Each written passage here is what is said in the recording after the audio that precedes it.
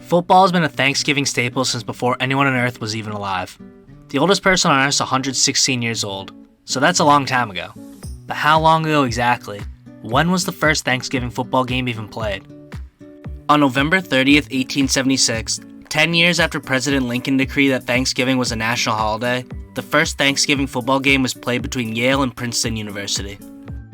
Yale and Princeton are the oldest rivalry in American football, so it's fitting that they were the two universities to begin the tradition. The first game ended with Yale winning 2-0.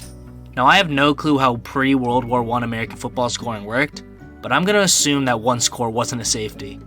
Regardless of the strange score, a new tradition of football on Thanksgiving was born.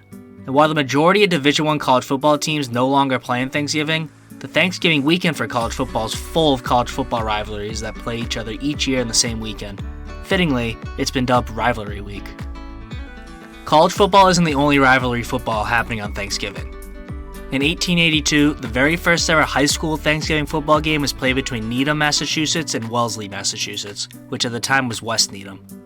This matchup created a tradition in the Northeast United States where rival schools meet up on what is the last game of the season for the majority of teams and play for year-long bragging rights.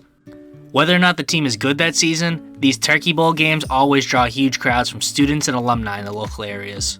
What Thanksgiving football is truly known for, though, is NFL football. There's nothing better than eating more food than your body can handle and then falling asleep on the couch with the NFL on the TV. The NFL began playing on Thanksgiving in 1920.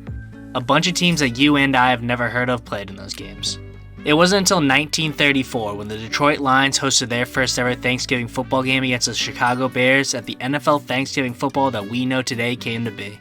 Since then, the Lions have been one of two teams that play on Thanksgiving every season.